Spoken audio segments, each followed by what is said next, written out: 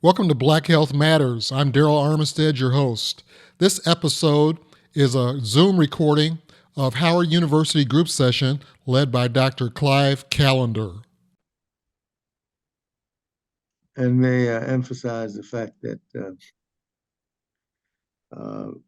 floss and brushing your teeth twice a day and then visiting the dentist once a year is important for us older people, those of us who still have our own teeth. I've got most of it. Yeah. And how flossing and toothbrushing is so important. Although which toothpaste you use didn't seem to matter, but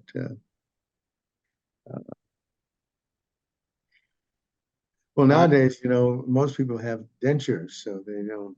So you have to just take care of your dentures. But anyway, those of us who still have our teeth, we have to take care of it. Take care of them. I thought the thing now was implants. I'm sorry, yeah, implants. I thought the trade now was people doing more implants. They are doing more implants, but there's still people who have dentures. Yeah. Dr. Callender. Right. Yes. Hello, everybody. Yes. Dr. Callender, even if you don't have your teeth, you still need to see your dentist because your dentures stay the same and the tissue changes. And you may need, to get relines, and there are also lesions or cancers that could be in your mouth. So you still need to see your dentist, even if you have no teeth. Excellent point. Thank you so much. Yeah, Dr. Callender, before we get off the subject, I think you must have read my mind, because just before the meeting, I was thinking that we haven't had a dentist. And I remember very early on in my DC history, my young adulthood, I couldn't really afford a dentist. And I went to Howard University Dental School and had a free exam. Wow. Yeah, they still do that. And that's, I remember when I was a little boy, the one thing my aunt always did was take us to the dentist no matter how much we disliked it. And that's so important. And that free dental clinic that they have is amazing in terms of what the contribution they make to the community. Yeah. On John's point, I was in high school and went to the Howard Dental School to get my teeth actually worked on, because they would let the students practice on us. Yes, that's right. Yeah.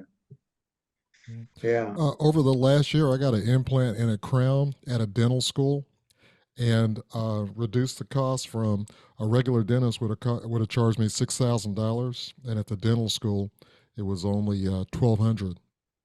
What a difference! And the insurance covered half of that, so I was only out of pocket about $600. Yeah. Well, yeah, but you can't overemphasize the importance of dental health. You're right. So keep trying to get a dentist to talk to us as well. Do you know if Howard does implants? I know they do everything. So, but you mean the dental school? Yes. I imagine. I mean, they do everything. So I don't know specifically, but I would imagine they do. That's part of the dental care. Okay, I guess we can get started. It's a wide variety. One of the things I keep thinking about is that the incredible contribution that John Buchanan brings to us every Thursday. It's just amazing how he is so unspoken about it, but yet what a marvelous job he does every Thursday. And we just can't thank him for his excellence and his genius in so many different areas, but especially for this one.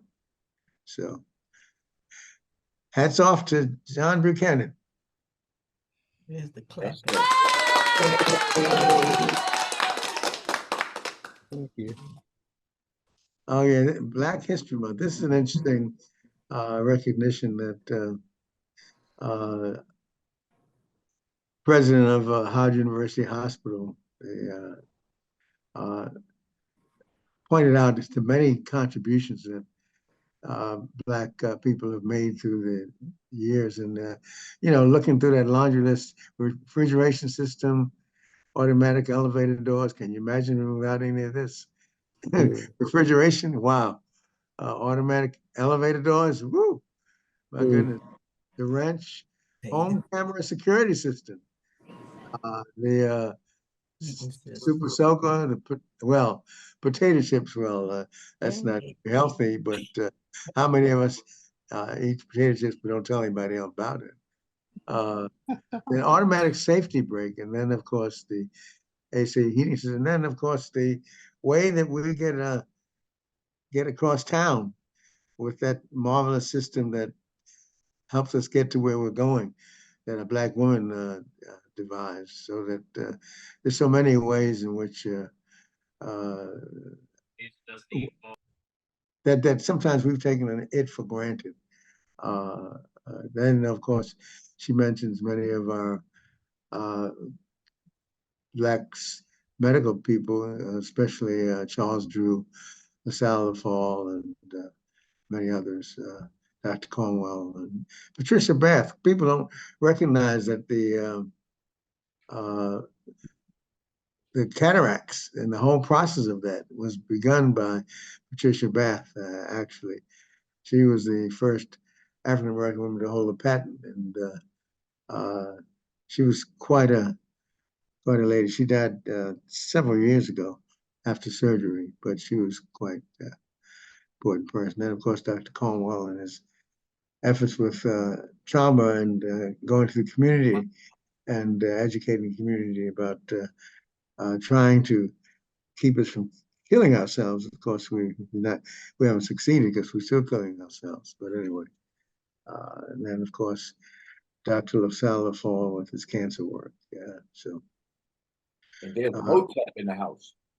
Yes, and then of course MOTAP, which we created in 1991, which increased the number of Blacks and minorities who donate for transplantation. So that there are many ways in which what we have in health today, what we have in America today, is traced to the genius of African American people who, in spite of being dragged over here, have helped make America what it is today.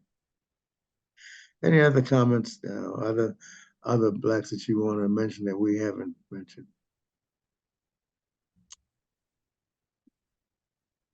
Okay, then we won't talk about the Super Bowl because there's too many people who may be offended by the result. The Baltimore people and the audience who were heartbroken that they weren't there. This is an interesting version of monkeypox that occurred in Alaska, and this first known fatal case. We don't know that much about this virus, but we know that it can be lethal. And of course, they did say it came from a cat. And so those of you cat lovers, keep in mind that you have any cuts or bruises that occur and they don't heal right, well, you have to make sure that if it doesn't heal right away, then you need to go see your doctor. Yeah. Of course, this was in Alaska, and that makes it special.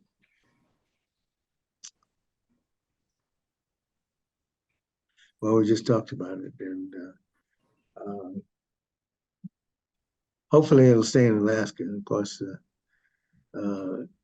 Alaska has its own unique issues, especially 6 months of light and 6 months of darkness is an amazing obstacle to be overcome, as well as the temperature there. Let's go to the next one, please.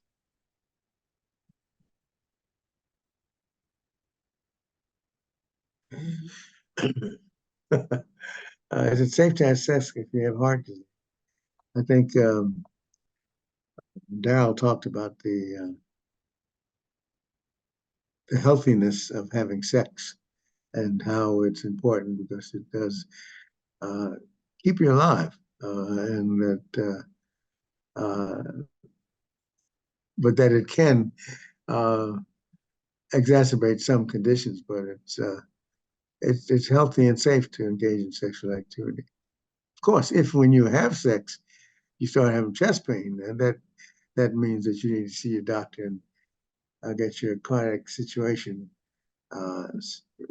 resolved because you have a heart problem does not mean that you cannot exercise. It means that you have to have your heart situation taken care of so that you can exercise and so you can have sex. How many people have died having sex? There's a lot of them who have had their last breath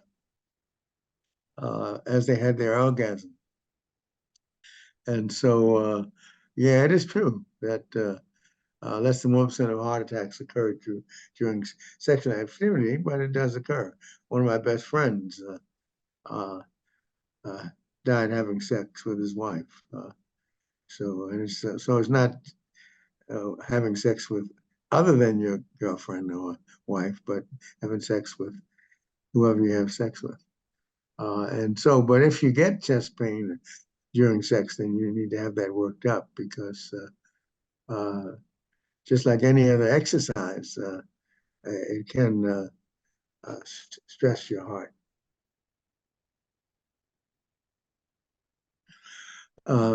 Any other questions about that? Because this is a topic that people don't often discuss. And this question, can people with heart disease take medication that affects sex is important? Yes. There are medications that have side effects that decrease sexual libido, or the ability to have sex, and decrease the ability to have an erection. And so if you have medication and it impacts you in that fashion, you should let the doctor know so it can stop it and put you on medication that won't have that side effect. And who should avoid sex with heart disease? Those people who have, when they have sex, they have chest pain. That means that you have unstable angina or you have uncontrolled hypertension. Those things need to be controlled so that you can safely have sex with your loved one. So as it concludes, it's safe for all people, but in some conditions can be exacerbated by having sex. And if that's the case, you need to have your doctor work with you and get that heart disease under control and the hypertension under control. Any questions about this topic, which we don't often discuss? Dr. Callender, is this just applying for men, not women, or do women die from that? I've not heard of women dying having sex, so I don't know the answer to that question. I don't anybody in the audience know the answer to that question? Most of the talk is about the men who are having the heart attacks. So I don't know about the female aspect of it. Yeah, anticipating that question, I was just on Google asking the same thing, whether women died having sex, and Google doesn't know. It does say that women. It does say that women die from heart attacks more often than men. Yeah, they do, but you'd have to be curious and ask women about it. And when we talk about sex, we, as Carol is pointing out, we emphasize the male aspect of it and tend not to even concern ourselves with the female aspect of it, which is a sign of the times that something we need to change. In our group, for example, when we first started, one of the things that was interesting was that men would always lie about their ability to have sex. And so, especially if women were present. But if women weren't present, they'd probably be more honest. And also the issue of sexual libido with women was often not discussed. Women who have renal disease and other things And so this is more a factor of us not being willing to be interested in female aspect of the sexual drive than it is in they're not having the problem. So I think what we need to do is to have more research and be more open about it with women and not be so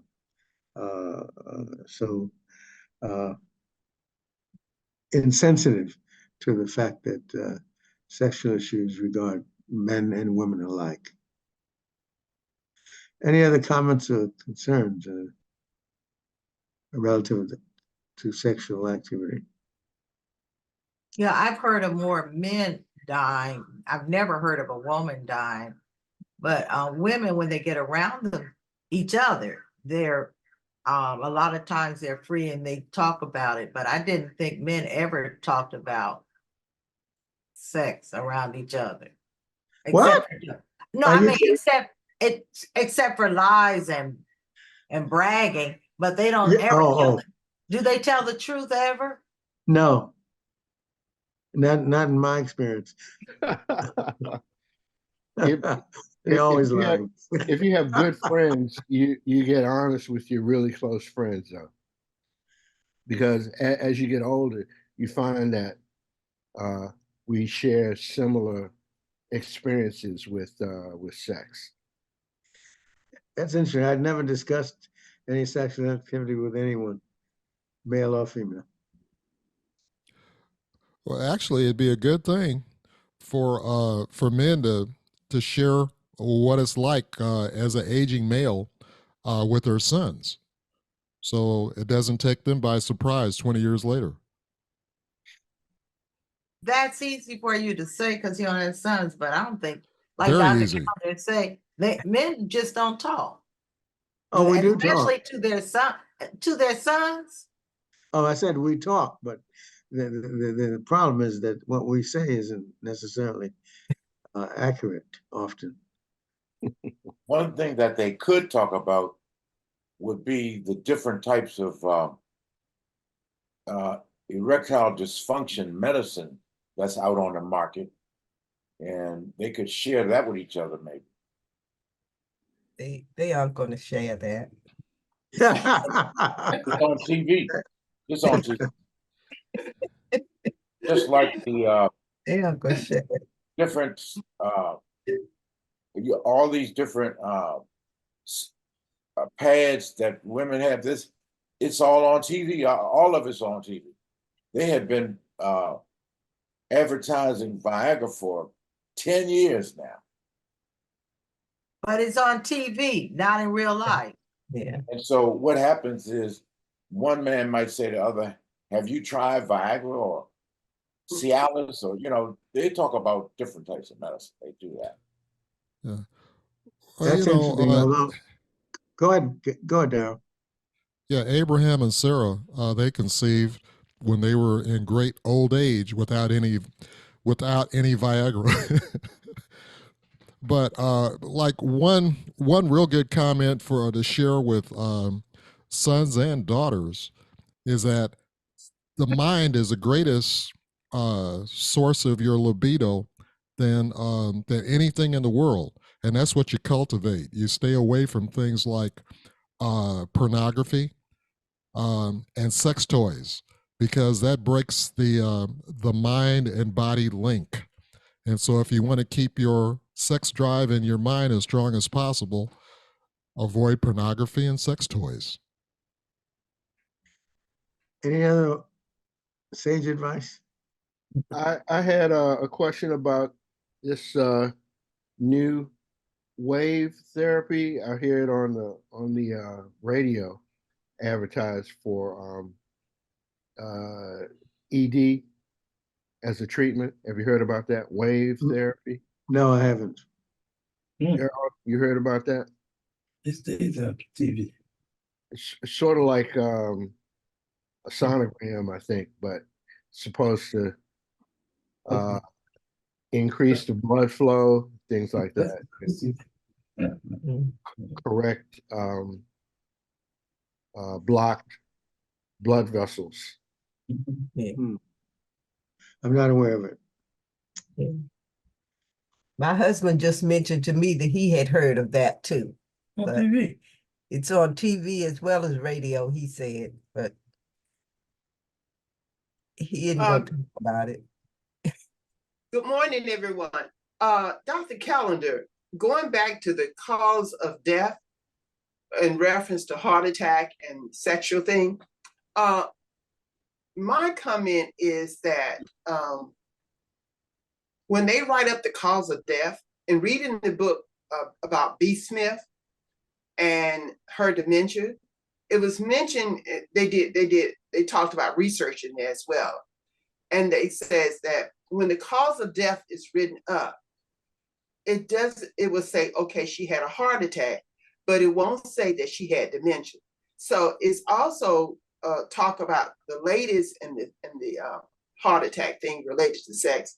Isn't it also how the cause of death is written up? It could be several factors. So Well, they just one cause. Well, usually the reason that they know that the people have died from had heart attacks during sex is because the woman will tell them, or the partner will tell them. And then history is one of the most important aspects of a diagnosis. And so that's how you get the truth about it. If the partner tells the story, because the person who died isn't alive to tell the story. So the partner has to tell the story. Yeah.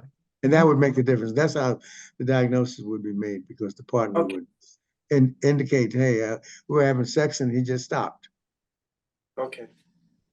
Yeah, I was at a funeral and the lady that was with the gentleman, she was just almost like bragging.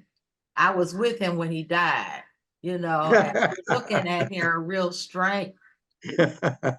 But usually the women will tell, he was there. And I remember being a young girl and this man died, and the lady that he was with, which wasn't his wife, she didn't want to tell everybody, but she told enough people that, he was with me when he died, But we did keep it from his wife. Yeah. Okay. All right. I guess we go to the next one. Yeah, I killed it. What did you say? She's saying she killed him. Yeah. I shot the sheriff. Amazing. It definitely is portrayed in a lot of movies and things like that. You hear. Yeah. She took him out, huh? Okay. This is an interesting article because, we have these vaccines and sometimes it takes years before you really know the real value of this. And so here's the real story about the HPV vaccine some 12, 13 years later. And it's amazing how effective that HPV vaccine has been in eliminating deaths from cervical cancer, which is taking away too many of our young women. And of course, the problem is they've got to get the virus from the men. And that's why originally when it was given to women, it bothered me that they weren't giving it to the men who were the real cause of the problem.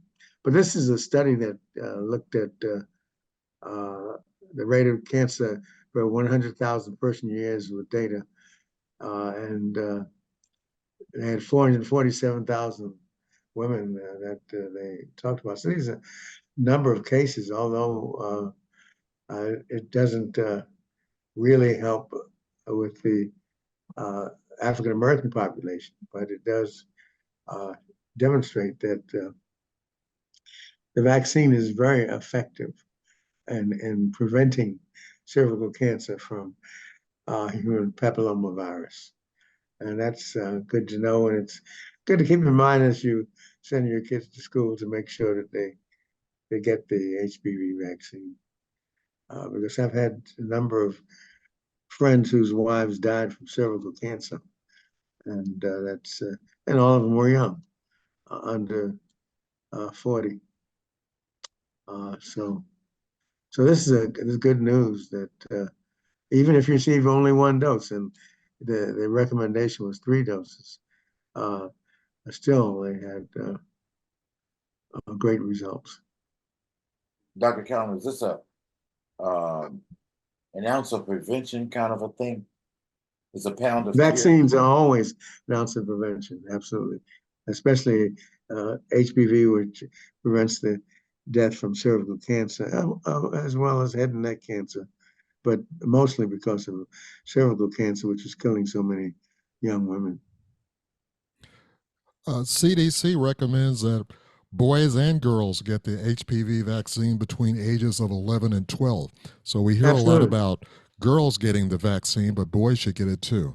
No, matter of fact, that is more important. The boys get it because they're the ones who give it to the girls.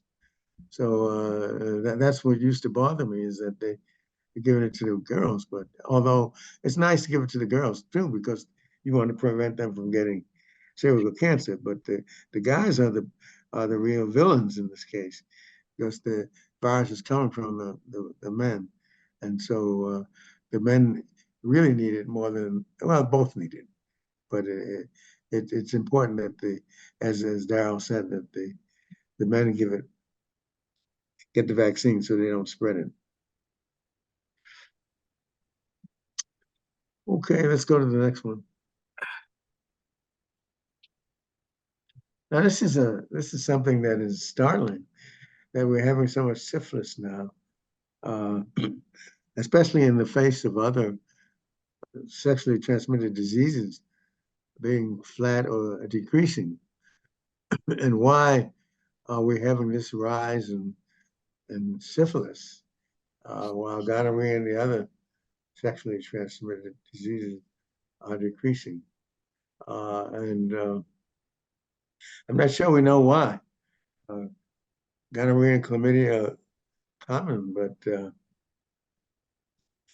it does appear that it has a disproportionate effect on gay and bisexual men, but it's expanding in heterosexuals as well. And so this is a great concern for the Department of Health, and it affects kids and unborn children in such a fashion that this is a source of great concern, because children that are born from parents who've had syphilis is a cause of great concern.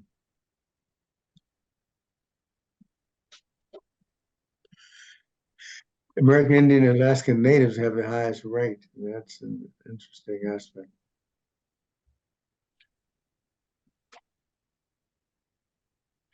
Why? It doesn't seem as though anybody has a good answer. Well, okay, here's not a good answer, but let's see. National Institute of Health. Cool every once in a while. Wait, we didn't hear what you said because Darryl was speaking. Darryl, what were you saying? Yeah, National Institute of Health says there's a higher transmission rate of syphilis in penile anal sex compared to penile or oral sex, standard sex. So one of the things that's being advertised, of course, all STDs, the most common people that get it are the young adults. And social media, there's more advertising. Young people are feeling more comfortable with anal sex, and also with anal oral sex. With the higher transmission rates, they may be generating higher incidences of syphilis.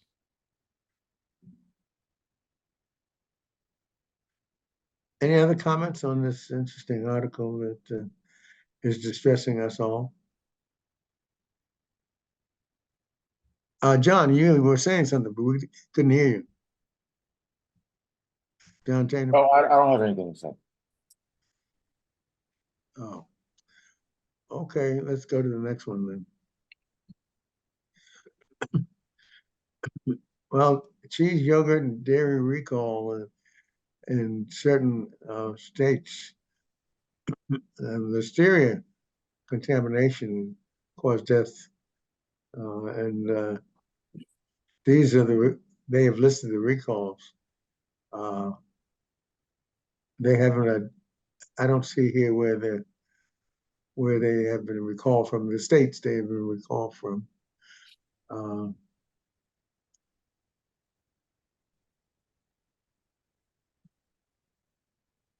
It would be of some merit to know what locations this occurs in, but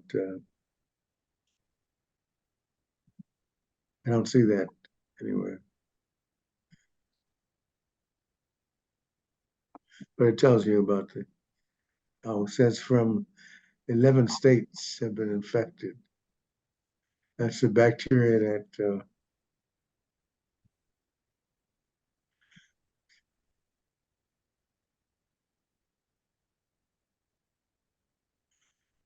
it would be good to know whether, for example, Maryland is deaths occurred in California and Texas, but it doesn't say anything about Maryland and Virginia.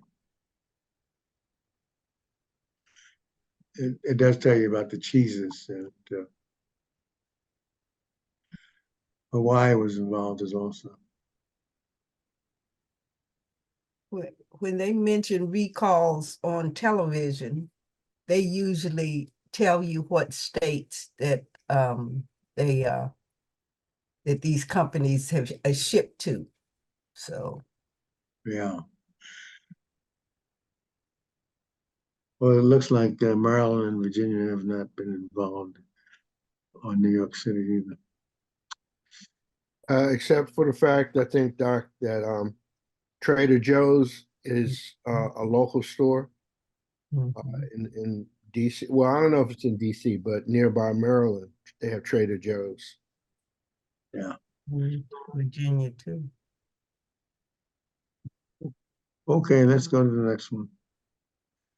Well, remember the big issue about the eye drops and people going blind and actually having other complications. Apparently another, especially those people who have dry eyes and are taking drops. And so apparently another warning has come out about some 27 eye drop products. Yeah. As dry eyes, same thing running eye. I'm sorry? My husband was asking, is dry eye the same thing as runny eyes? No, they're different. The dry eyes mean you have no water, and so you have to use eye drops to supply the water. Okay. Yeah, whereas the running eyes suggest that you have some kind of inflammation. Yeah. Dr. Callender, one doctor I talked to said that if you have dry eyes, your body compensates by causing them to water. Well, that's yeah, okay. No comment. Because most of the people who have dry eyes actually have to use the eye drops for water because they do not have water secretions. That's why they use the eye drops. Yeah, I have dry eye and I have to use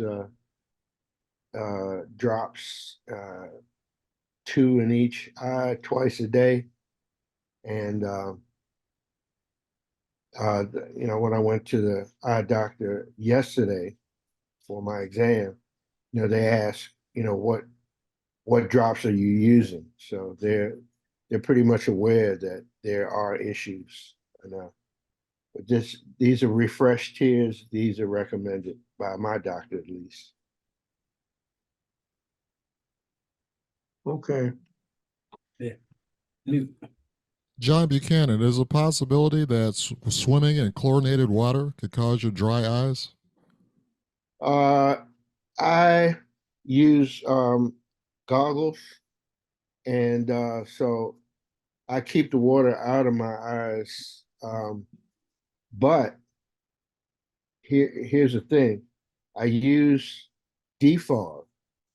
Okay, default keeps your goggles from fogging up underwater, and they may have fumes.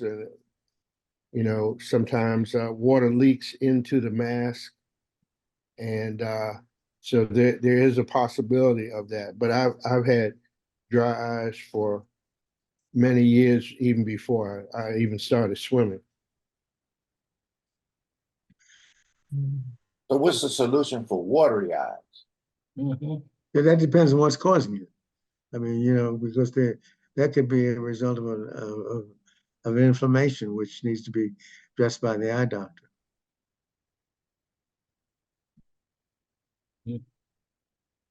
So Gotta get the eye doctor on here. I just sent something to one of our eye doctors, so we'll see. Well, we had an expert eye surgeon on here. Say that. We had an expert eye surgeon on here. Right, right. I've communicated with him. So maybe we should be coming.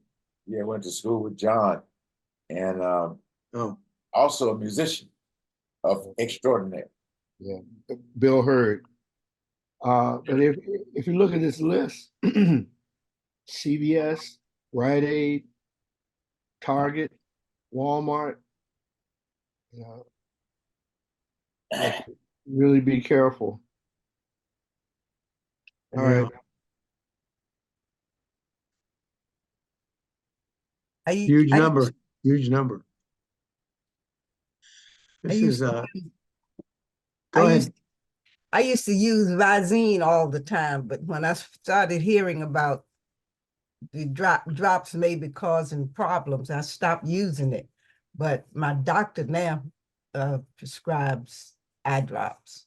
So yeah, my eye doctor gave me some of his free samples for dry eye, and one of them, and the one was called Cystane, and so that one's working pretty good. Okay, this is a surprising situation in which Alzheimer's was caused by medically given treatment. These people were given human growth hormone from cadavers, and they transmitted this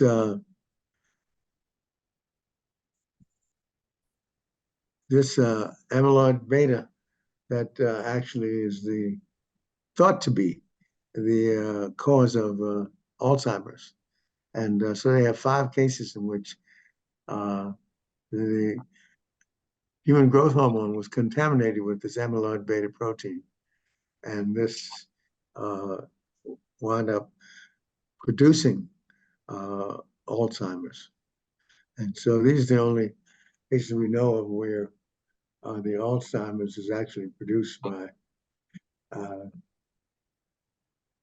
by medically induced situations, although there are other conditions of the prion disease, which we have no treatment for, which also was responsible. But this is something that really is a rare phenomenon in which we caused the Alzheimer's. Dr. Callender, we talked about prion a long time ago, but I've forgotten about it. Like very tiny intracellular parts. Yeah, well, the prion is so far is a disease that has been associated with animals who actually have this disease, and when they find it, they kill all of the animals because it's spread, and also if you get it in humans, it's untreatable. And so, yeah, we did talk about it, and what we recognized is that we don't have a treatment for it. And it is unlike other ailments in which you talk about the bacteria and the virus and all that, but this is just a type of protein development that is lethal in probably about 80% of the cases. And so far, the prevention of it is if you find animals who have that disease, you eliminate all of them and make sure they're not consumed. Because once it affects human, there is no treatment, successful treatment for it. Dr. Callender, I just noticed that disease up at the top. It said Creutzfeldt-Jacobs. Yeah, that's different. That's a that's the name of the disease that's found in animals. That was a contamination of the HCGH, that's what was in the hormone. That they weren't aware of it at the time. That the source that they had actually had that disease entity, which is uniformly fatal. The reason I brought it up is because when we do the survey prior to blood donation, they ask if you've been exposed to that Creutzfeldt-Jakob disease or if you've had it. And if you have, you cannot donate. Right. Yeah, that's wow. Yeah, if you hadn't survived, that's miraculous also. Yeah. We can treat many things. That's not one thing we've learned how to treat yet. Just like we've not learned how to treat Alzheimer's either. But we still have medications that tend to modify some of the symptoms. This is an interesting article. Picking your nose causes dementia and Alzheimer's disease.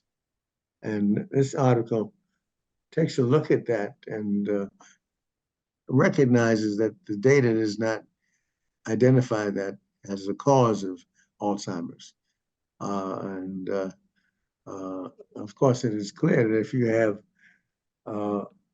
dirty fingers and you put bacteria into your nose, that it can affect the brain. But so far, there's been no demonstration that picking your nose can cause dementia or Alzheimer's. But anyway, it's a food for thought, and they talk about how you prevent dementia, Alzheimer's, as though we really know what causes Alzheimer's. When in point of fact, I don't think we really know.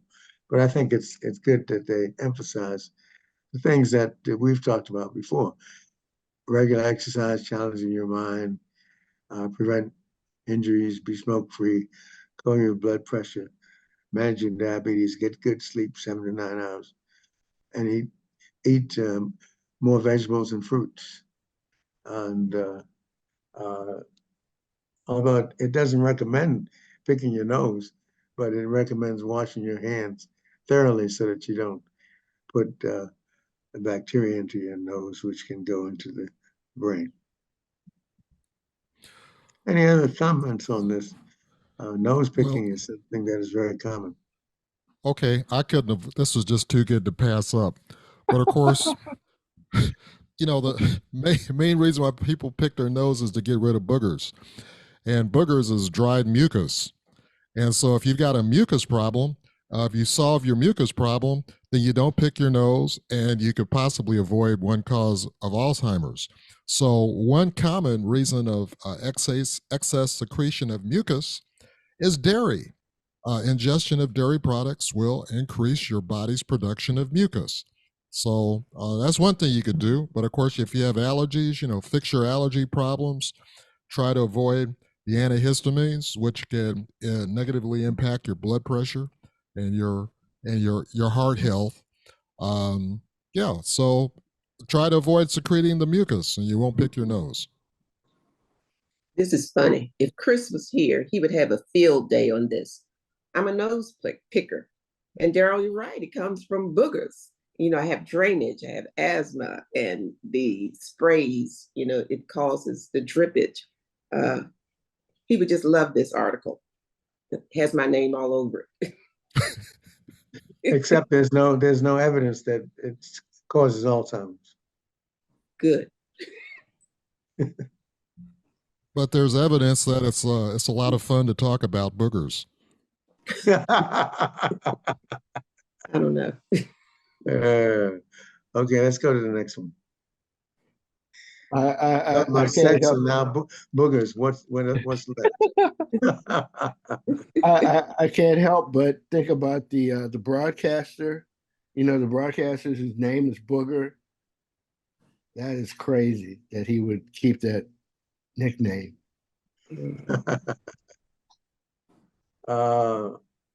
This is an interesting question. You guys are too young for this, but I'm 87, so it's interesting. Cognitive ability for a person in the 80s. In other words, what is expected? As you know, there's been a lot of talk about the age of Biden and Donald Trump, who are Biden's in his 80s and Trump is 78. So talking about, well, what do you expect for somebody who's 80? Are they supposed to be making mistakes like that? And I think the article identifies that, yeah, those things occur in people who are in the 80s. And they're,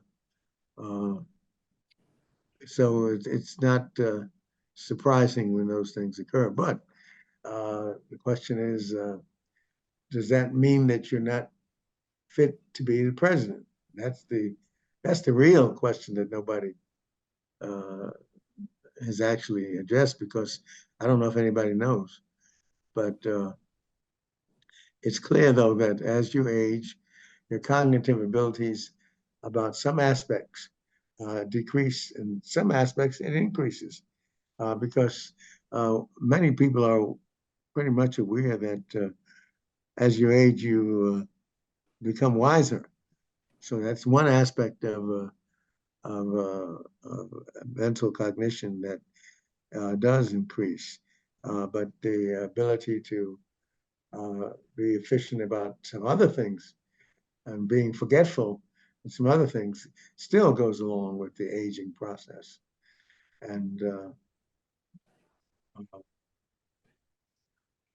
so the question remains, is somebody's 80 years old, is that somebody who couldn't be president, or is that a contraindication to it or not? And it seems that actually you need to have special mental tests to identify that. And you can't, one size does not fit all. And there's some people, as this article talks about later on, who are super agers who, even though they age, they don't, it doesn't affect their cognitive abilities. And there's some people for whom it does affect their cognitive abilities. And so it's a case-by-case basis. And I think that as people age, they could have medical tests to identify their cognitive abilities. That's probably the best way to address that issue. I listened to the debate about Trump and Biden, and it seems kind of funny to me, because if they're talking about age, they need to go in the Senate and clean half of it out.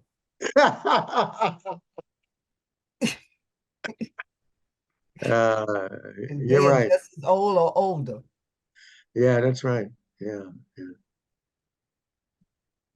Well, if Trump goes to jail and Biden misses a step and we need new candidates, I'm entirely comfortable with having Dr. Clive Callender be president of this country. I'm not comfortable. See, I'm wise, and so I know better. My wisdom has increased, so I know better. I can't even run my household, without Fern. I don't know how we make it. So I don't want. Well, You're running with the cabinet, and I'd be glad to be your secretary of bullshiggity. But you know, but you're right. That's what makes a difference. Mhm. You're right. Yeah. It's a cabinet that really makes a difference. So Mhm. you surround yourself with people With who people. are, There who you are go. bright. Yeah. And listen to them. That's the see. Yeah. I don't know if Trump listens to anybody. That's the problem. And yeah, but you hit the nail on the head, Darryl. Yeah. There's one thing that you said that some people get wiser, but I see a lot of old people and they are not wise whatsoever. They were not wise when they were young and they just grew up unwise as they got older and even worse. And I don't know why people look at older people and think oh, you're old, you're wise. Because it's natural because as you age, you have more experience. That's why. But that doesn't make you wise. Yes, it does. More, Here's how you get wise. You make mistakes and you learn from them, and then you don't repeat them. That's what wisdom is. You know, Yeah, but I know a lot of people, they make the same mistakes and they're 90. Though they're not 100. wise. So they're not wise. No, they're not wise. And they old. Yeah, well, so I didn't say that because you age, you automatically become wise. But when you age, as you make mistakes and you learn from them and you don't repeat them, then you become wise.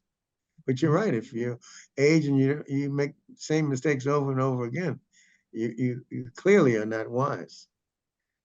Dr. Callender, I picked up on two words. One is the ageism, and the other is how a society treats aging people. I know, like in Japan and maybe China, older folks are held in high esteem, whereas in the United States, I'll just talk about in the United States, it's sort of a stigma about aging. And I remember, excuse me, I was like almost forced out of my teaching position. I taught for 35 years, and at the end, our principal said, you know, one day at the opening of school, he said, if you're thinking about retiring, stop thinking about it, retire.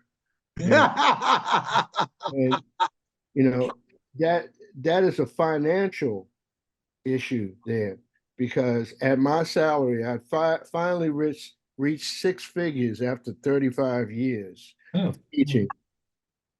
They could hire 2 teachers on my salary and maybe even 3. 100,000. Thank you for that, for sharing that. That's an interesting comment because it brings up the concept of the merit of retiring. What is the value of retiring? What are your thoughts? You know, years ago, the government had a age date that you had to retire, but they changed it because they realized, I felt like they realized that people were still productive at 70 because that was the age at that time. So it just depends. It's a personal thing. It depends on the person. Gotcha. Some age and get wiser, some age and get crazy and foolish. You know, you just have to look at and watch the individual, I think. Yeah, you know, the other thing we talked about earlier, you know, you get older and you develop dementia. Some do, some don't. Right. Right, some do, some don't. Change like basic, like Dr. Callender said. But what is the value of retiring? What is in other words, you retire, what do you retire to do? What are you gonna do? Well, I retired to sit home. No, you didn't. Some people retire to make more money. No, actually, I did retire to sit home, but I retired to sit home to take care of my mom. That was my purpose at the time. Yeah, right. But I took her early out and I gave up some of the money I would have gotten if I had continued to work. but Got a I husband. felt like Got a husband. taking care of my mom was more important, since, as my husband keeps putting in my ear, since I had just married and I had another income, I could now retire. Still want to take care of my mother. But that was what I did, and I have not regretted it for one moment that I did that. Yeah. Some Any other, people any other make more sharing money. on the retiring issue? Yeah, some people do make more money when they retire. I And- retired. Go ahead. I retired to do all the fun things I love. Yeah. But now, in that same regard, after I sat home for 8 years, and after my mother passed, actually before my mother passed away, I started working another job. And I ended up getting a Social Security check in addition to my government pension. So it was fruitful on both sides. I sat home and took care of my mom, and then I fortunate enough to get another job, and I still came up with the income that I lost. That's an interesting comment you both of you made, and Yeah, to show the cool. love that you gave back to your mothers. That's something that people talked about as something that used to happen. Now you're telling me that it is happening. That, to me, that's wonderful. How often does that occur? Happening. This is a quick story. I knew one of the girls at my church had 2 aging parents. She was taking care of her mom and her dad. And she said one day she was taking them to the hospital for, I guess, an examination. And she was walking down the hall holding both of them's hand, one on either side. And another lady came up to her who had her mom with her, and she stopped her and said, I have been talking about how difficult it is for me to take care of my one parent. But when I look at you and see you're taking care of 2 parents, I'm going to stop complaining. So she remembers that to this day. One of her parents was blind, and she took care of them for years. But she said when that lady told her that made her feel a whole lot better, that she knew she was doing something great. Any other comment on this topic of retiring? I agree with John Buchanan, and the reason, because our society do not respect age, because if they did, we wouldn't dye our hair. We would confess how old we are. Our society look down on older people. They see an older person as they'll give them respect that they're old, feeble, and senile, and they can't think anymore, which is really not true. But our whole society, we just don't respect people as if they are part of society. We just think, put them to the side now. The school system did that with Michelle Reed. She said, get rid of all the old teachers. Not that they didn't have experience and not that they couldn't teach.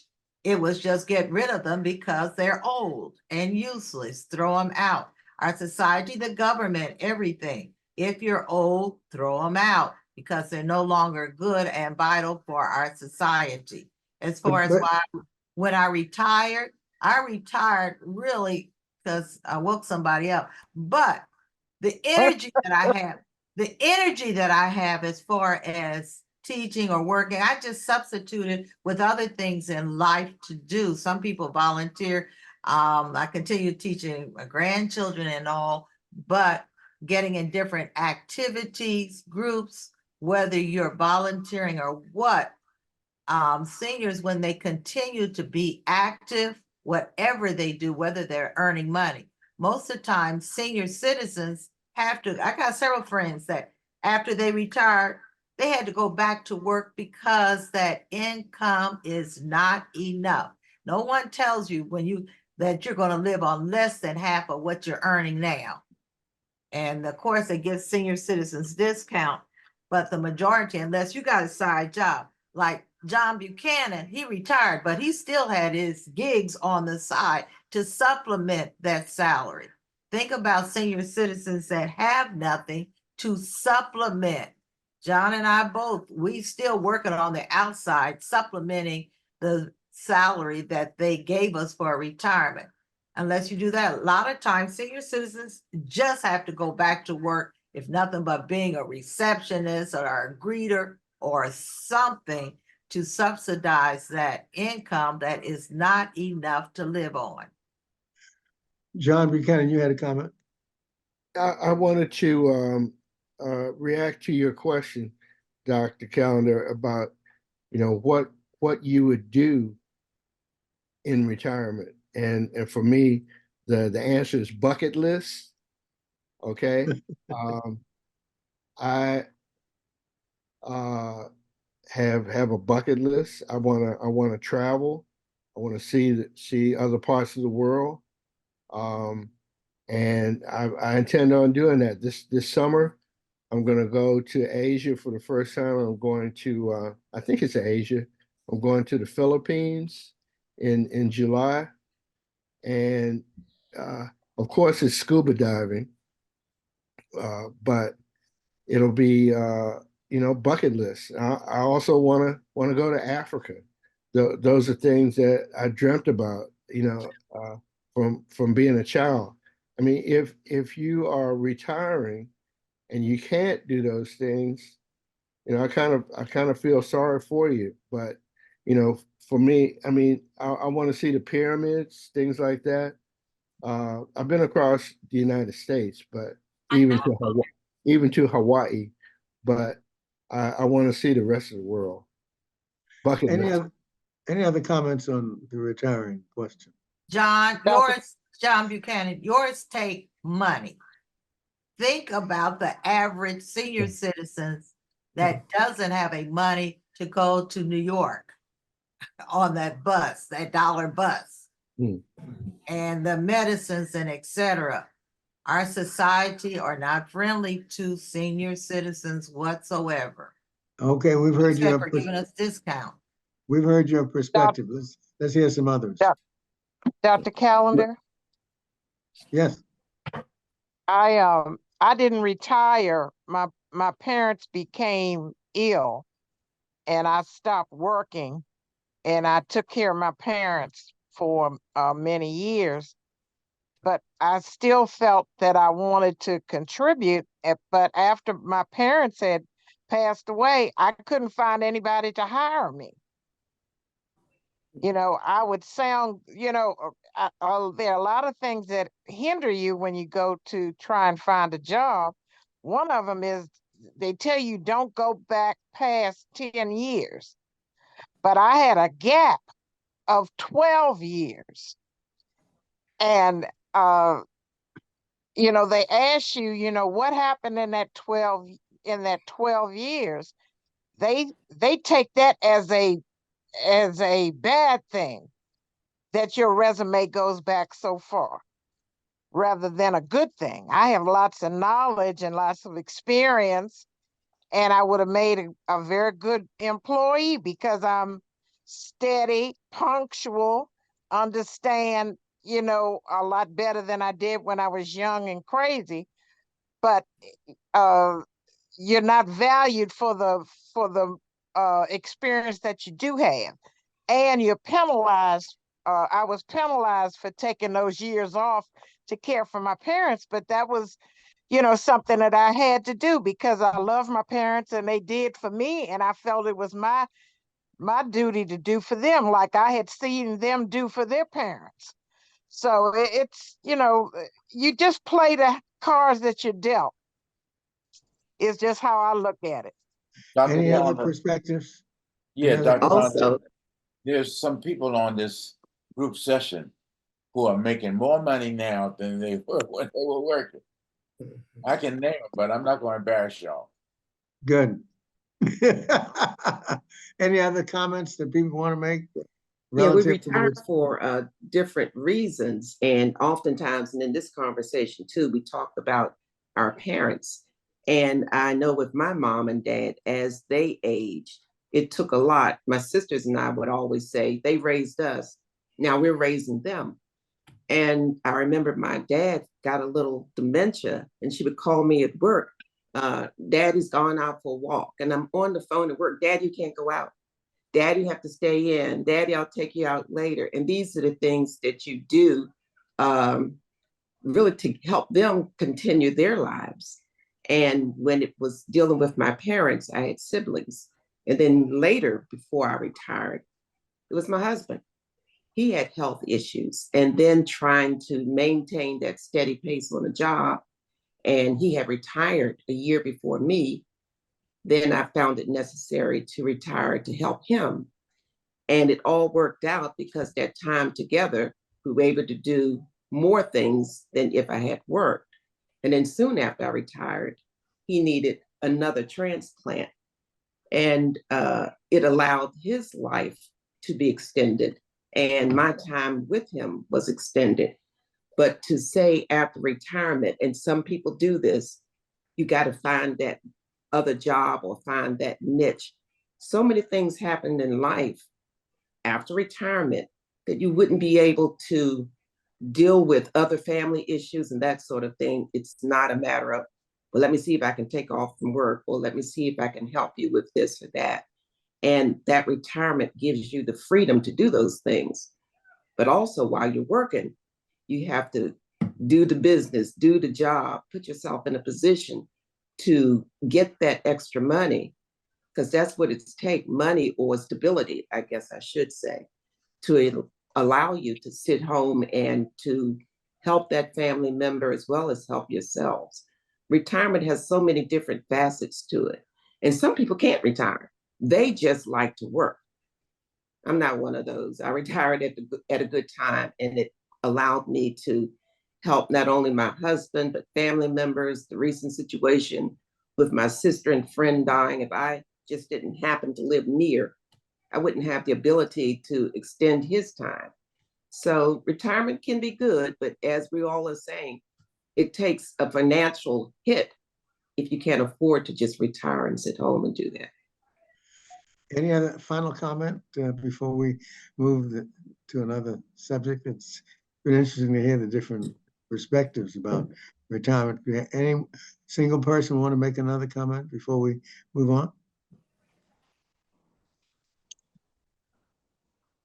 Okay, well, let's move on to the next subject, although it's a wonderful discussion about the merits of retirement.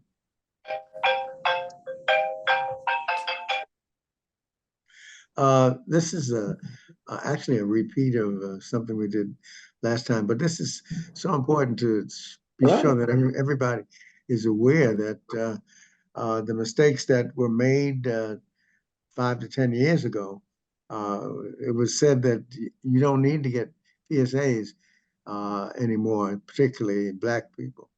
And so now they've reconsidered all that, and now we're saying you need to get PSAs at the age of 40, not 50, but at 40. And this is true for Black men. Now, for white men, there's a lot of discourse and difference of opinion. But for Blacks, it is clear that we're at a high risk for prostate cancer, and the benefits of screening outweigh the risks without question. And so while 5 years ago they said it differently, today we're saying that Black men after the age of 40 need to get PSAs on an annual basis. And if the PSAs are elevated, then you need to be tested to find out if you've got prostate cancer. Any comments or a discussion about this dramatic change from what they were saying 5 to 10 years ago? And it's important that all Black men become aware of it. Go ahead, John. Yeah, I was just, being over 70. My doctor seemed to have a negative response when I said I wanted to have the PSA test done, because my father and my son both had prostate cancer. And but what they're saying is that over 70, the rate is so low, or all men get prostate cancer or something. I forget exactly what the deal was, but they don't want to do it over 70. They don't want to. Well, I think that's a mistake, because men over 70 get prostate cancer as well. I know of a gentleman over 90 who has prostate cancer. So that it doesn't mean at the age of 70 you can stop that you don't get prostate cancer, because you do. Should I insist on a PSA every year? Yes, you should. Okay, I'm going to do that. Yeah, Dr. my father's Callender? prostate history is my father's prostate cancer is a part of my family history, and so my doctor orders a PSA test with my annual exams. Dr. Callender, I think we have to advocate for ourselves sometime. I had reluctance with doctors that didn't think I needed to have a pap smear, or I had also had doctors who told me that I didn't need to have a breast exam every year. And I told them that as long as I have my parts, I'm getting my parts checked. And if I run into resistance, I just go to another doctor. You're I very don't let wise. anybody dictate. I don't let anybody dictate what I know that's right. You have a wonderful reason to live, and you are not going to be intimidated by others. And No, indeed. This is my life. you should spread that message. Spread that message. Yes, I agree, Dr. Callender, because I went in for my exam, and my doctor told me, well, you know, you don't have to have this because of your age. And I said, as long as I got you, who's an expert, as long as I got what God gave me, I'm going to have it checked out. Well, that's wisdom. She said, okay. And she just said, okay, Elizabeth. Any other comment about this? I guess this changing the time frame for having prostate cancer exams is just like changing for mammograms for women, because they put the age down also for women and getting their annual mammogram. Yeah, that's right. Yeah, the younger, although older women get breast cancer as well. Yes. But so it's important. Yes, go ahead. I have a question. And Mary Ellen may be able to answer this as well, Dr. Callender. Isn't it sometimes tied into the insurance if it's not a billable item? They're concerned Screening should not necessarily be tied to it, but I will tell you this: when you get your annual physical, very often they are not as conscious of these aspects of your aging as they should be. And so if you don't tell them, that they will not do it, because it may not be paid for unless you put the right diagnosis along with it. Right. Right. That's what I was getting ready to say. You have to have the appropriate diagnosis. Absolutely. Yeah, what they call to billable. have insurance pay for things. Yeah, right. Billable diagnosis, right? Mm-hmm. That's correct. You have to put the right diagnosis. Otherwise, they will not pay for it. So the doctor has to be sensitive and know how to phrase it. Right. Because, as you said, there are insurance perspectives, but if you have the right diagnosis, then it will be paid for. Dr. Callender, is the PSA expensive? No. So that's not going to be an issue. The mammogram may be more expensive, and the vaginal examination for women over 70 may be more expensive, but not the PSA. Thanks. And most of the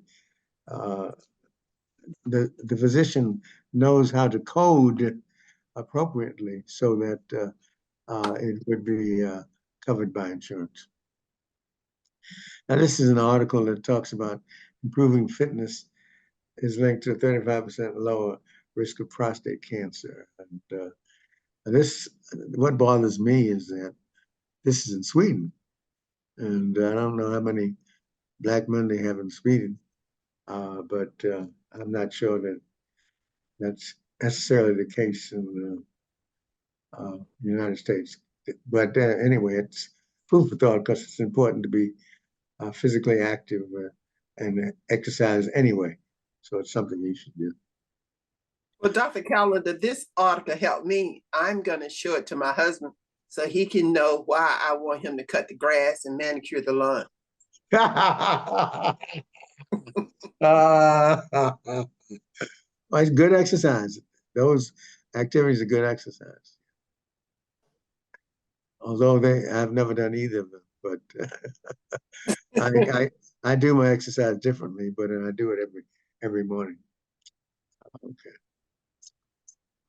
Okay, let's go to the next one. We're getting close to.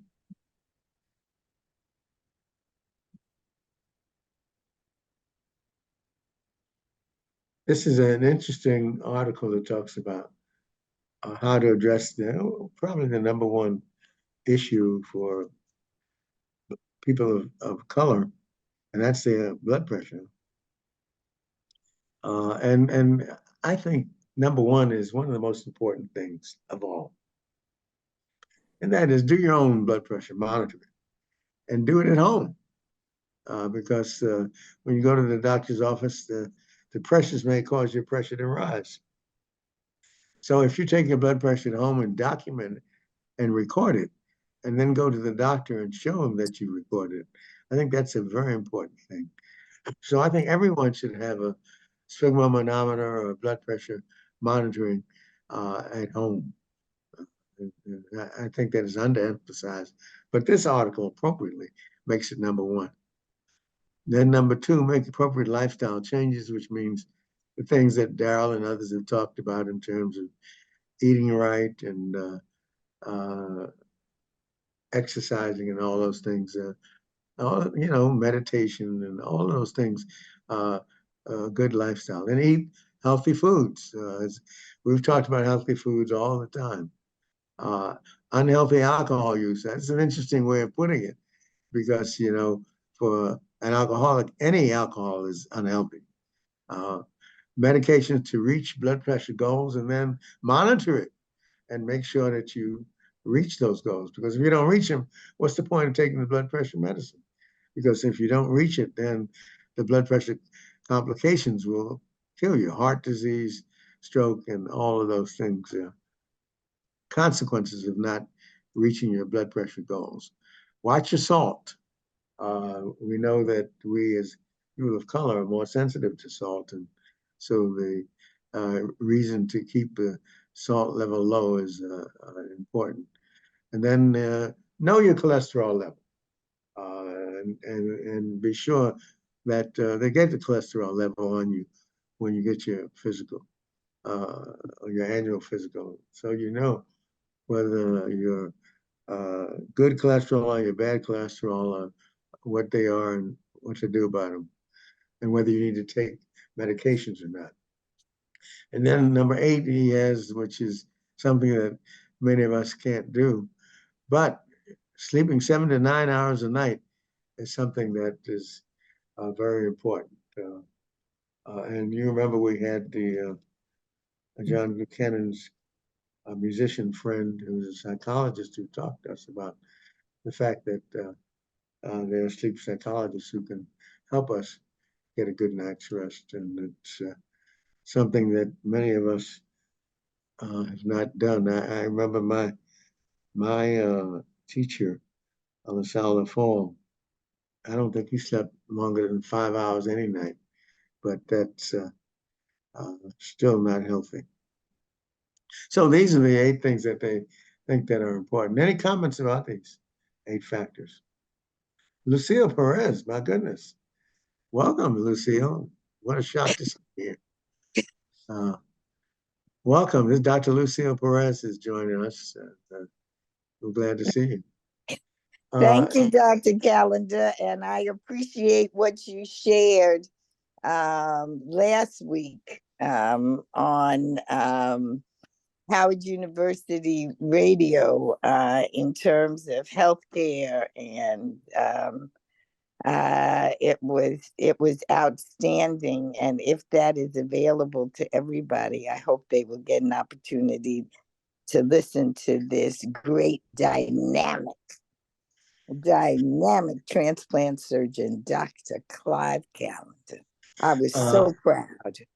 Thank you. You got to understand that Dr. Perez is a nationally known person who is president of the National Medical Association and many other outstanding factors. But in addition, she's also a cousin. So take under advisement the fact that she thinks so highly of Clive Callender. No, our family, I grew up with my parents telling me, study so you can be like Clive.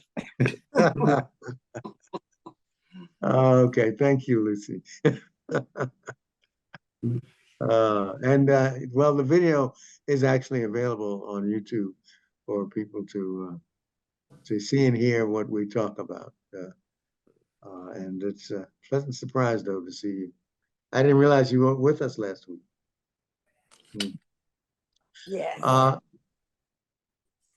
Any other comments on that article? This is an article I thought we'd include because people are talking about physicians and non-physicians and what their impact is. And sometimes it gets confusing because now you go to your doctor and the doctor may not even see you. The nurse practitioner or other person might see you. And you may wonder, well, what's going on here? And it's all about the fact that there is a scarcity of doctors. And so nurse practitioners can help bridge the gap. So this then is important to know that nurse practitioners work on their own and they can work under doctors as well. And they have training to allow them to practice independently. But they also don't have all of the experience that physicians have, but it's important to know that they can take care of you and do a history and physical and make diagnoses and also administer medications. Physicians' assistants actually have a shorter training program and they work along with physicians and can help extend the physician. Optometrist and ophthalmologist. Now, the ophthalmologist is a person who is actually a physician who actually operates on the eye and takes care of the eye. An optometrist actually works on glasses and other things, but is not a physician. So we have to keep that in mind that optometrists are not physicians, but ophthalmologists are physicians who also have spent extra training in operating on the eye and treating the eye. The difference between psychiatrists and psychologists. It's interesting that the psychiatrist is a physician who also has done 4 to 6 years of special training in psychiatry. A psychologist is, on the other hand, may have a doctorate in education or PhD, but is not a physician, but is a mental health specialist. And both psychiatrists and psychologists take care of patients who have mental health illnesses. And so it's good to know some of this. And if you have any questions about any of this, now's the time to ask so that we can help you understand. One of the things about psychiatrists and psychologists now is that the mental health aspect of it is so much so that many of the psychologists no longer accept insurance, but they require you to pay out of pocket. But anyway, these are the distinctions that are now evident throughout your going to see doctors. Any comments about any of these nurse practitioners, physician assistants, opticians, or anything else? Any comments about that? I use my nurse practitioner. I see her more than I see my doctor, and I like the relationship that we have, and she considers me a partner in my health care. And that's why I appreciate her philosophy. And I think she's changed the doctor's attitude over the years. I've noticed that he's changed because of her. Well, you know, I would like to ask you, Dr. Callender, do you think that the assistance that physicians get is more accepted? I remember when they were first starting with nurse practitioners, and there were lots of doctors that were against it. No one's against it anymore because of the shortage of doctors and the way that they can work and help you. And I think the message you gave about you being a partner is something that all doctors should recognize, that you're the central point of patient care. And that's the way it should be, that everything revolves around you. It doesn't revolve around the doctor or the nurse. It revolves around you. We work for you, and you're the central point, and that's how it should be, whether it's the nurse practitioner or the physician. Dr. Perez, you have any comments about any of this? Yes, I was going to ask the question in terms of the distinction between training. You said that both nurse practitioners and physicians assistants, in terms of their training, it's significantly different than a physician. I think your point is well taken. And the distinction in the approach in terms of how you target or how you come to a diagnosis versus a logarithm.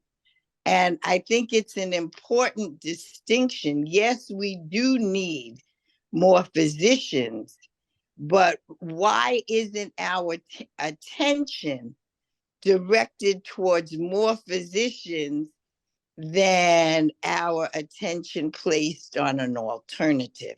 Not to say that we don't need both, but when after 100 years, we have the same number of Black physicians that we had 100 years ago, there seems to be something wrong with the direction and the strategy that we should move in. So why aren't we directing our resources toward getting more physicians, and specifically more Black physicians that have the culture and the sensitivity and the expertise to be able to deliver quality care to the Black community? I think that's an excellent point, and I think that it's well taken. Your position is well taken. And as you look through this, you can see the difference in the time that the doctor spends, the different the time that the training, that is, and the time that the nurse practitioner spends, and the physician's assistant as well. So that it's clear that the physician actually trains much longer. But I can't answer your question as to why 100 years later, we don't have any more physicians of color. It is clear that the points that you bring up are the reasons why people of color do better when they have people who look like them and who have their culture than, and they have better outcomes than when they're treated by people who are different. So it goes to your point and is an area of emphasis that has to be taken seriously. Any other comments or questions?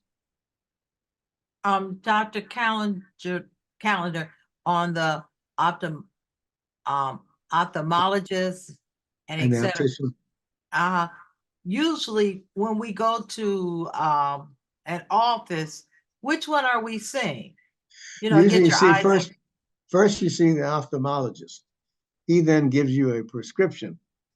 The optometrist then takes care of the fixing the glasses and so forth and so on.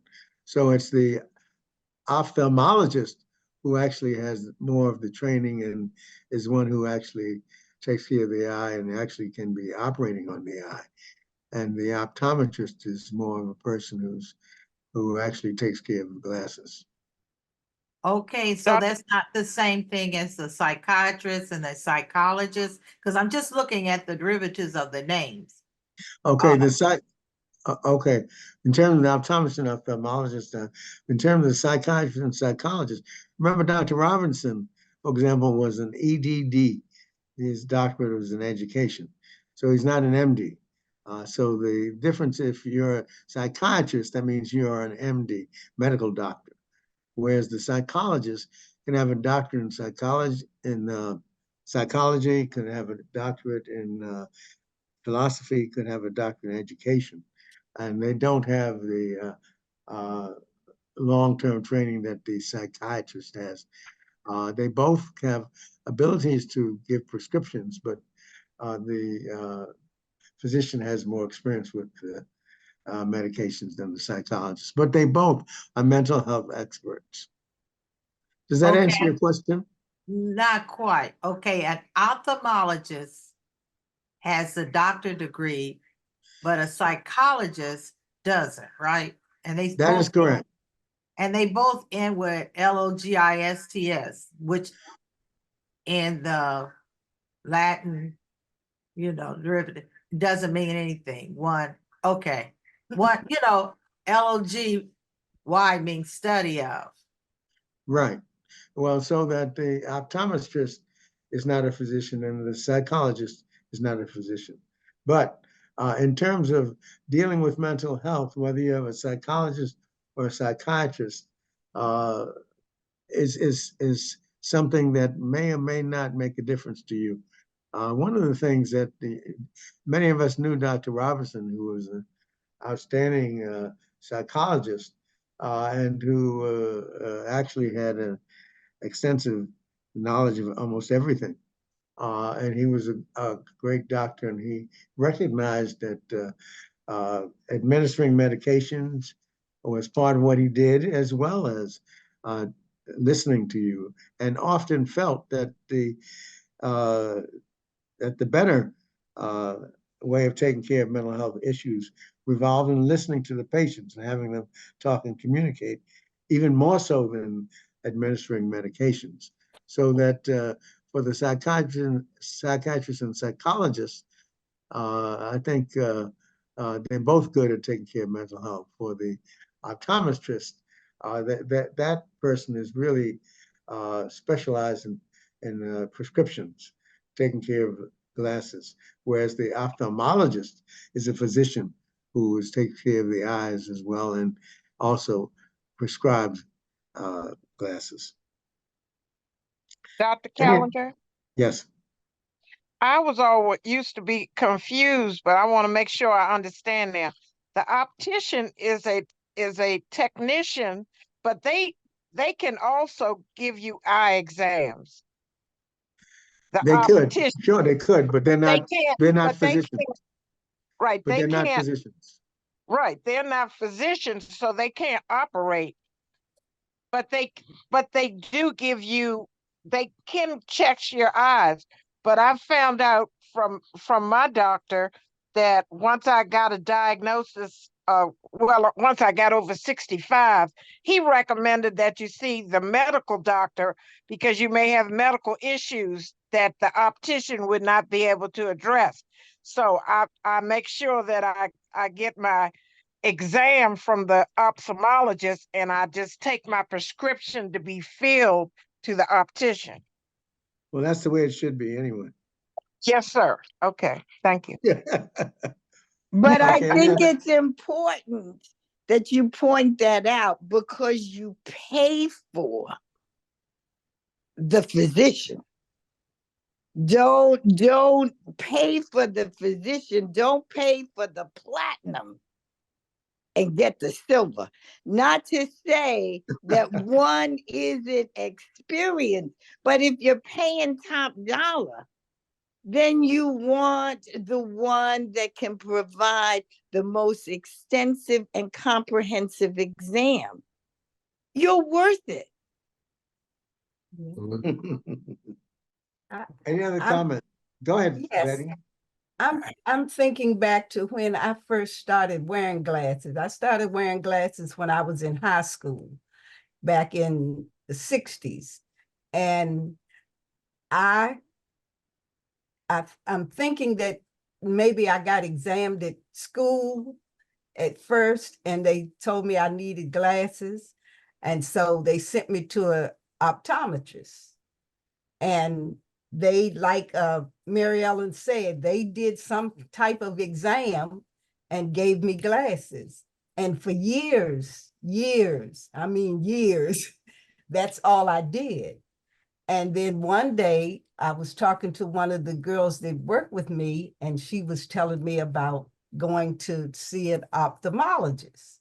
And I started going to see the ophthalmologist. And so now I have reversed that. I see my ophthalmologist first and then take the prescriptions to the optometrist. But for years, I just had my eyes examined by an optometrist. And in many ways, selling yourself short because there's so many eye diseases that are out there, especially glaucoma, which is particularly common in our in people of color.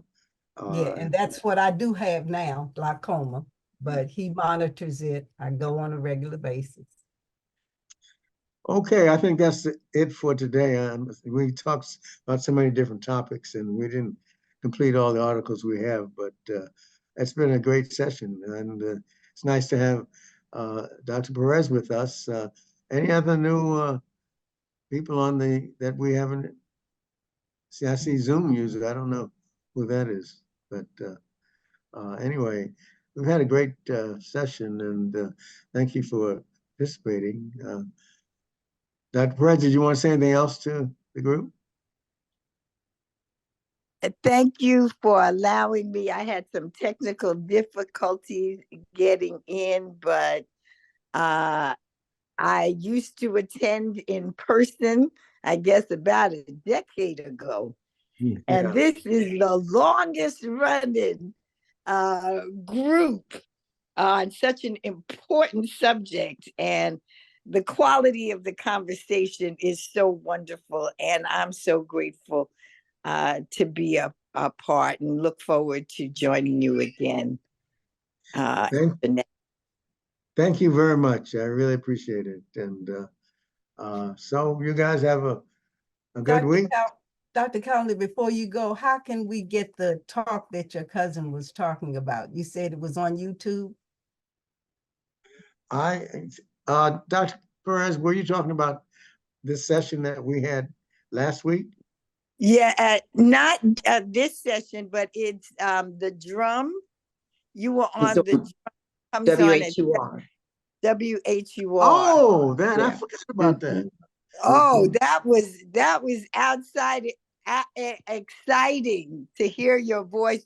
They didn't take any questions, so I couldn't chime in. Yeah. I forgot all about but it. I'll find out how to get that recording and prayerfully have it for your next session so people can download it if it exists. Thank you very much. You know, Dr. Perez, I had forgotten all about that. Yeah, it was It was wonderful. Oh, Thank you. Calendar, that Zoom user turned out to be Pearline Freeman. Ah, Pearline. Good to see you again, Pearline. welcome home, Pearline. Good to see you too. Yeah. Wonderful. Good. Okay. Have a great week and see you next week. All right, bye-bye. Blessings.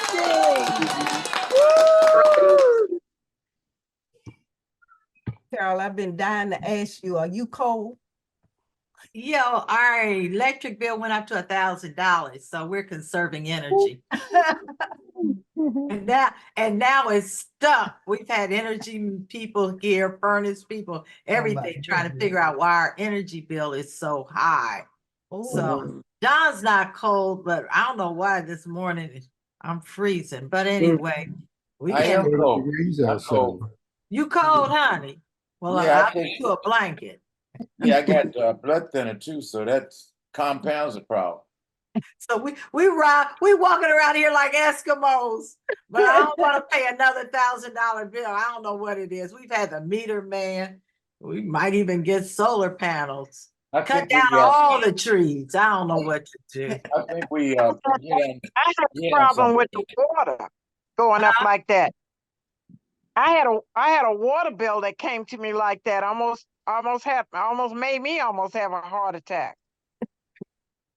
Yeah. When and you I see a see bill that like that, I started to say have a heart attack without the sex, but anyway. I tell you. Well, you know, I think we got the problem to our and electricity. they sent us a text Electricity message is stuck saying that we on it's stuck in auxiliary mode. You know, it's the backup mode, and backup mode is emergency heat, and so we're trying to get a thermostat straightened out so that it can be on just regular heat. Yeah. So we got to get our thermostat. Maybe you just need a new thermostat. That's what I just said. Yes. I had to get a new look, John. I had to get a new water. The way the water came from the city to my house is what the problem was. I had to get they had to go down in the ground and do a whole new meter. For the water. Yeah, it worked. I went from $2,000 to $43,000. Good Lord. That wasn't your fault that it was that much. No, it wasn't. And I've got a dispute with them because for 6 months, my bill was going up and up and up and up and up. You know, it went from 43 to 77 and 89 and 110. You know, it went like that until it got to 200. And then it jumped from 200 to 600. And then it went from 600 to 2,000. And they kept telling me it was something I was doing. I went and had all my toilets replaced. And I had a couple of inspections. I did all kinds of stuff. Come to find out, I found out from one of the guys that came, I wonder why your meter is running backwards sometime and forwards other times. And when I brought it up, they said, we've never heard of anything like that. But in the end, that's exactly what was happening. And this little technician told me that 8 months ago. So now I've got a dispute with the water company. Need a lawyer.